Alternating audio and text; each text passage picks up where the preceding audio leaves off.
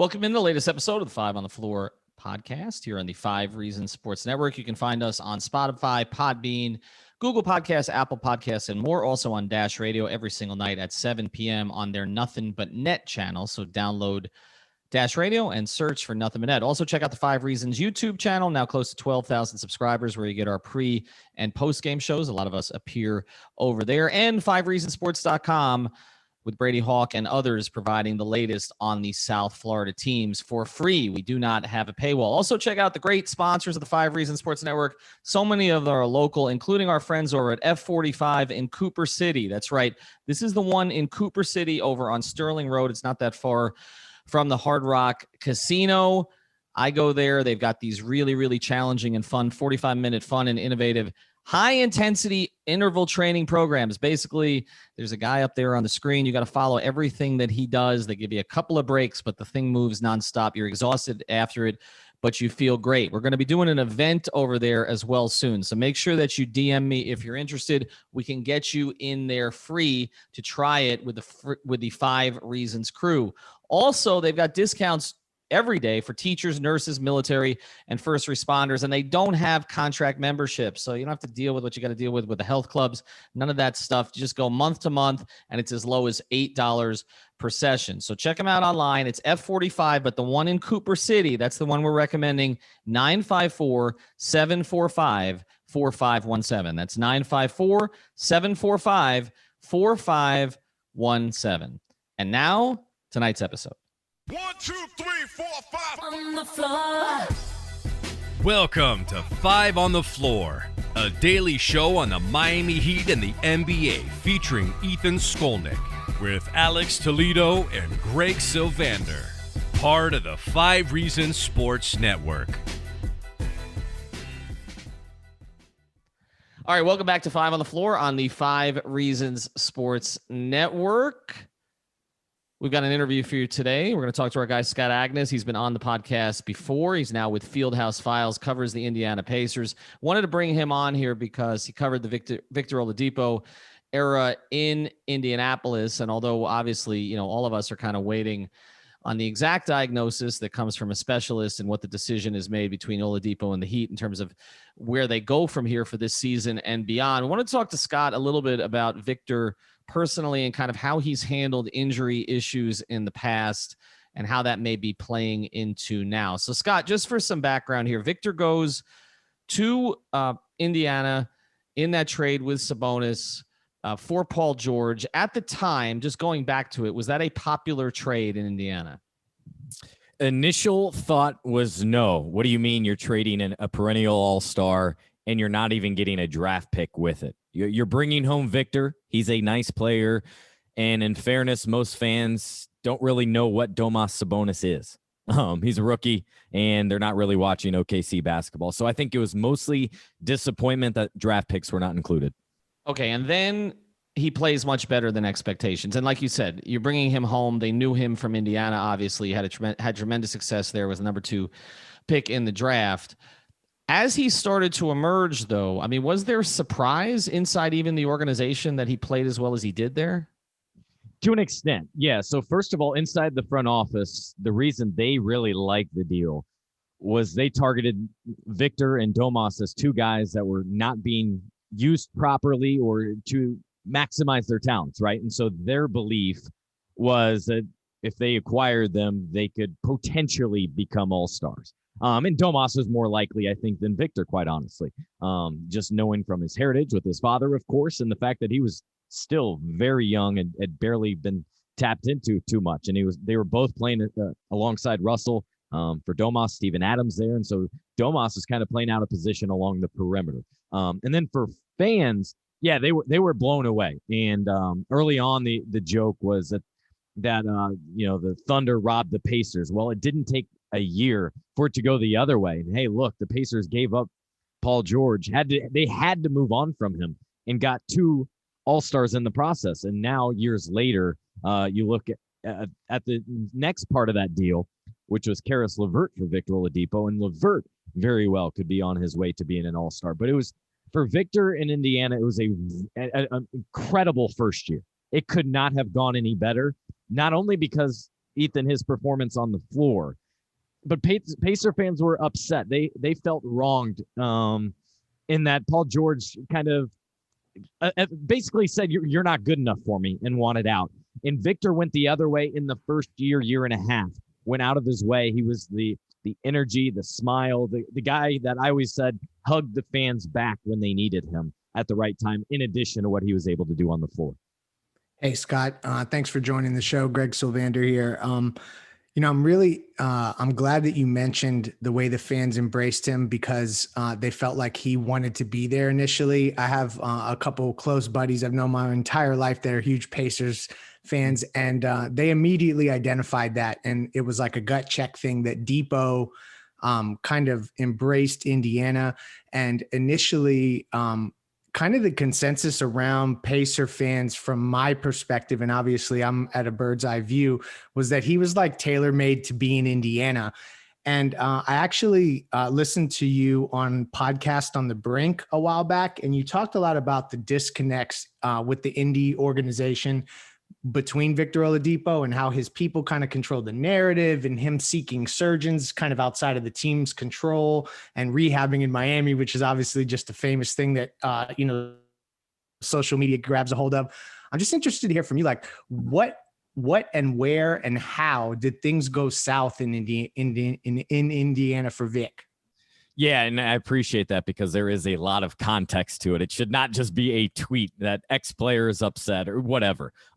Those drive me nuts anyway. What it turned out to be, looking back at all this, was after his first year and a half, I want to say, starting in December of, that would have been 2018, I believe, he started to have knee soreness in that right knee. Sat out roughly 10 games, then came back. And I want to say played, I don't know, probably a dozen games or so. And I remember having a heart-to-heart conversation, one-on-one with him in Brooklyn. How are you feeling? What are you up to? Are you comfortable playing again? And he admitted then that the last month had bothered him. Generally speaking, just the knee, not being able to play. Then people questioning his intentions and why he sat out and those sorts of things. Anyways, then the injury happens. And that from there on out, things were never the same between Victor and the Pacers. For example, and I have no problem, like you said, with him deciding to go to Miami, rehab down there. That's all great and well, especially the first couple months. So many times we see these elite athletes go somewhere for the best of the best, surgeons, whether it's New York and LA. Domas, for example, went to LA out of the bubble, didn't play in the bubble recently, got treatment from a doctor in Los Angeles, from a specialist where his agency is based, and he spends his off season. In terms of Vic, though, there was little things along the way that were just terribly frustrating. Little things that added up. For example, during that first playoff run while he was sidelined, really didn't tweet about the team much. But he made money. He tweeted so much, I can't even count, about Hulu loves live sports. So he was making money doing all of that, but didn't even do anything. Hey, playoffs are here. Hate missing this time. Good luck to my guys. Mind you, he was still in Miami. And then secondly, both he and he had talked with the Pacers about coming back for at least the home games. It really didn't make sense for him to travel even to Boston, and they were swept in this series. So he tried to make it back for game 3. Well, he didn't get to his flight till late in the afternoon because of a weather delay. I think there were storms or rain or something in Miami, and this was like 3 hours before the game. He got on the plane, was on the tarmac, but the flight was canceled. So he missed game 3. Ultimately made it back for game 4, was there the day before, but I even remember having a conversation about it with Nate McMillan, and he was just frustrated. He was like, look, Victor's not playing right here. We got to focus on the guys on the court. So in some respects, it almost served more as a distraction than it was great for the star player to be back and be supportive around his teammates, because Victor was really the heartbeat, the soul of the team. I mean, I can't tell you how much life he brought around practice. He was loud. He was the mass singer. He was singing in the locker room. It was rare to have a game night where he didn't have music on and was not singing in the locker room.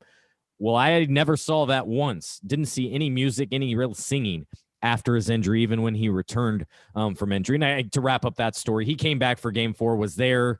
His manager was right behind him as they walked the tunnel. He was wearing sunglasses as they walked into their court, right during team introductions. So it is, especially the front office, that it felt very much for show more than, hey, we're about to get swept here. We could use a boost, maybe support. You've been around the league. We could really use you. So there's been that disconnect for quite a while. And you could tell, long-winded answer here, but you could tell for more than 2 years, they were bound to go separate ways. Victor had different ideas. He had kind of moved apart from this idea of Indiana really being what he needed. And I think in turn, as we look back at his career in 10 years, this is a huge chapter where he potentially made this wrong decision, because Victor had been traded a couple times. Now he's traded twice in a couple of months, and fit is everything in the league. And so I wonder how he'll look back about his time in Indiana.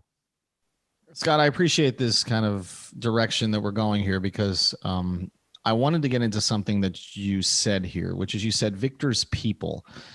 And look, all NBA players have people around them. They have their families, they have their trainers, right? But they have people around them. Their business managers, their agents, etc. Their philanthropy chairs. But there are certain players where you hear the word people a lot. Kawhi Leonard is one of those. I know that when the Heat looked into that, a couple of years ago, that one of the concerns was sort of getting in touch with Kawhi's people, a lot of which kind of starts with his uncle. LeBron has people. I got to know a lot of them in Miami. I feel like most in the organization were comfortable with most of them, but at the end, they weren't comfortable with all of them. And we saw how that played out. But I hear that a lot with Vic. I hear about his people, and I've heard from various sources around the league, including other agents, other executives, that perhaps he doesn't always get the best advice.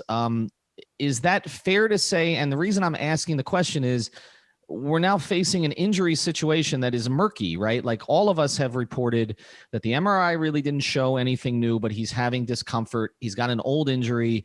And a lot of this comes down to whether or not he can play through the pain. And those are always tough situations, because the team sometimes, in this case, I hear that, Greg and I have both heard the team and Vic are on the same page at this point. But those things can go bad, particularly when a player is an impending free agent, and maybe some of those around him want to protect an investment more so than have him out on the court. So can you give any background to that? Is that a real concern in terms of just the folks that he has around him advising him? And secondarily, how do you think that might play into this situation? Sure, Ethan. Yeah, there's a lot there. First of all, I would argue, if anything, they have not done what they should have done to protect the investment. Meaning, I wrote all the way back in the fall, I go, look, going into this season, there's not going to be an extension. But if I'm Vic, and this is me, what I'm doing is either agreeing, finding an extension that makes the most sense, knowing I'm not getting my full value. But you also don't know many players that have come back from this injury, and don't know of any of them that have come back and had a very successful career, right? I wrote about Charles Barkley and Tony Parker, but Tony Parker he had like a year and a half left before he retired, whereas Victor very much felt like he was still, if anything, just hitting his prime, a couple years ago at 26 when he got hit with this injury. In terms of those around him, yes, you were dead on. That has been the whole thing from people around the league, from people with the team, that are you getting the right advice? Are you listening to the right people? His manager, for example, sits courtside at every single game. And you do see that with others.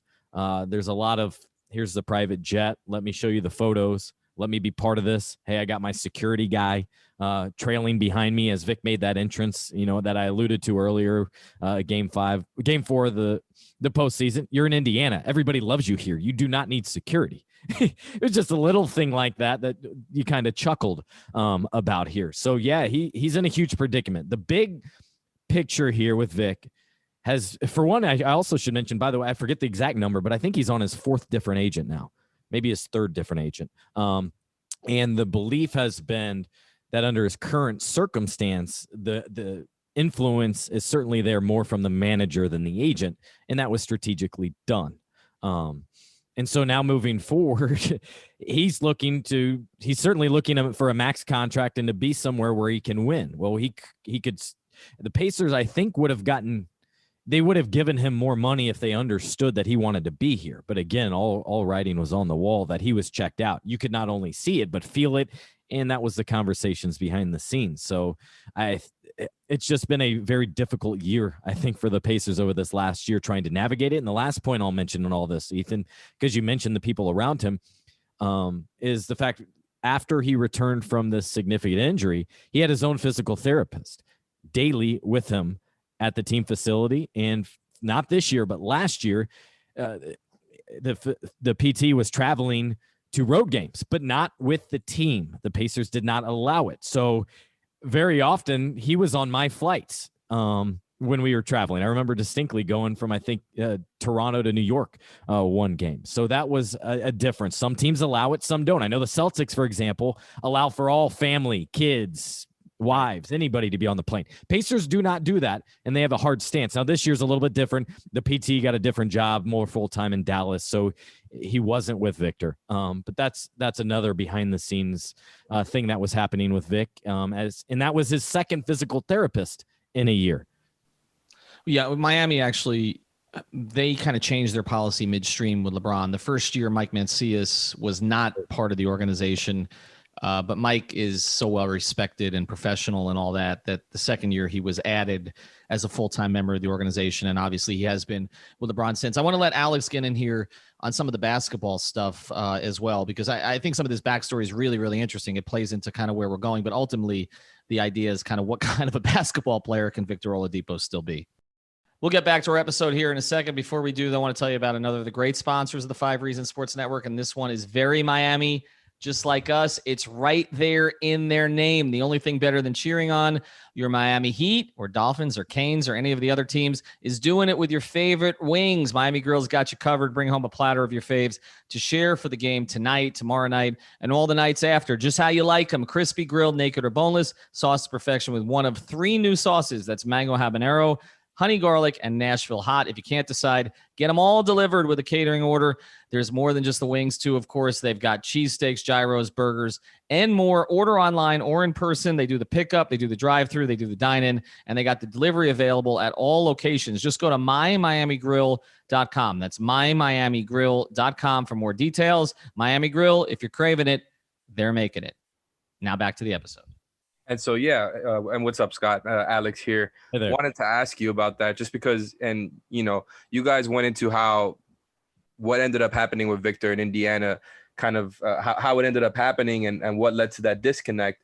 And it seemed like for a while there before the injuries, the narrative around the league was that he had found his home there. This is exactly where he should have been. This is where he's turned into a superstar.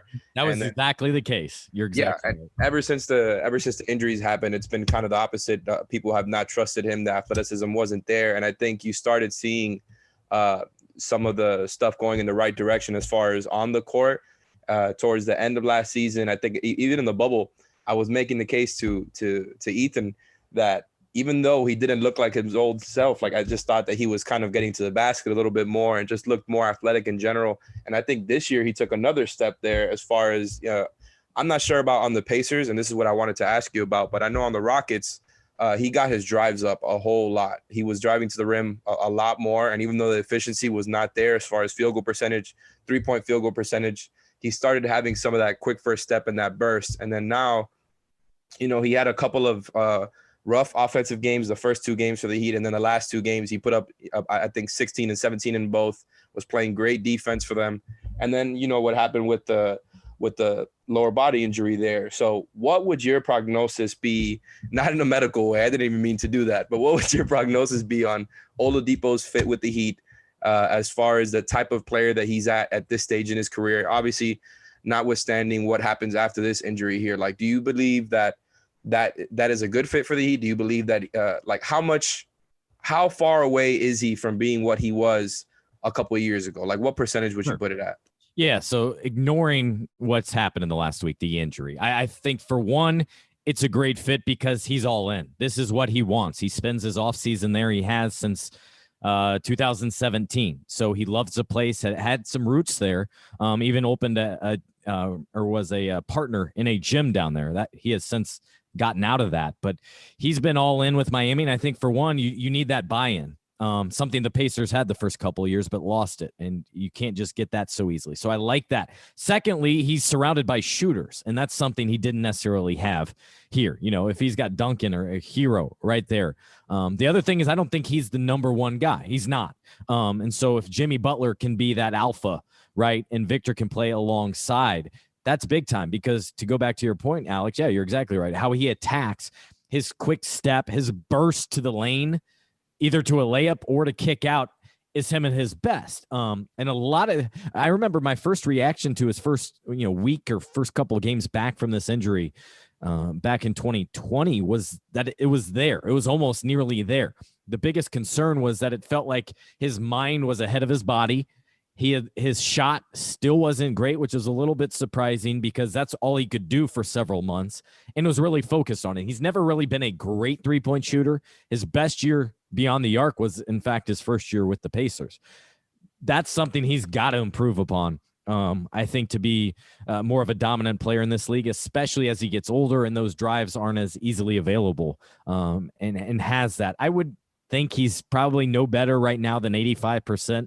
Right now, I was not quick to judge because I saw both what Paul George and Gordon Hayward, two guys with local connections, obviously here in Indianapolis, went through, and it essentially takes 2 full years from that injury to get back or surpass where you were. We've seen Paul George do it. I think we've seen Gordon do that as well. Of course, he continues to have some bad luck, and so I feel like Vic, once he gets in a stable situation, he's able to get back to most of that at least. Now, one thing he has not done yet is playing back-to-backs, for example. And that was the one thing that we kind of laughed about because he would never just come out and say it. I knew this was his plan all along, but the day before the second night or the night, after playing the night before, will you be playing tomorrow? And I can tell you the candidate, we'll see. It just depends on how my body responds. And sure enough, would not play. And that's happened here. What's that? Same thing that happened here. Sorry to interrupt you, but he literally said the same thing in his. Oh, absolutely. He said the same thing in Houston.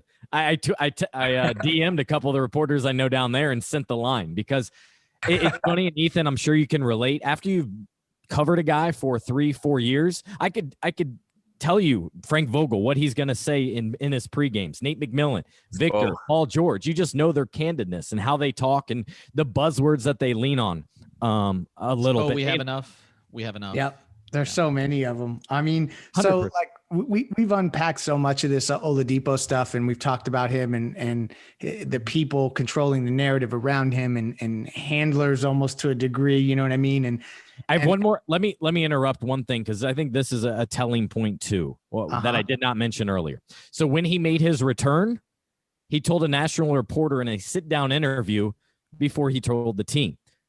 Then before the bubble, he was getting ready to go to camp, went to the same outlet, said he was not going to play in the bubble, and told him before he told Nate or the front office.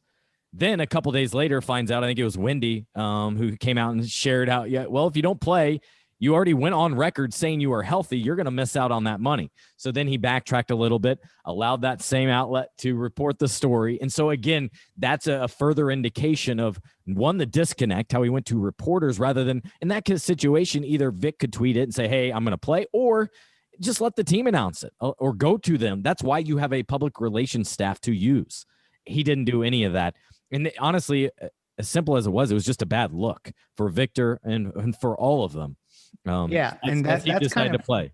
That I'm glad you actually added that because it kind of circles back to this. Like when LeBron James made certain requests, we'll call them, they were granted because he's LeBron James. And Victor Oladipo, as great as he was for that one season where he was all NBA and looked great in Indy that first year, he's not LeBron James. And I just feel like the way that we've discussed him on this podcast, it's as if he's operating under the assumption that he has some sort of leverage heading into this summer. And I know that obviously this recent injury may change things to some degree and he's happy being in Miami, but I'm interested to hear your perspective on like if he's going to head into free agency and he is a player who's now suffered, a couple different injuries and he's been slow to get back and kind of the whole league knew he wanted to get to Miami. So that kind of hurt Houston's leverage and moving him anywhere else.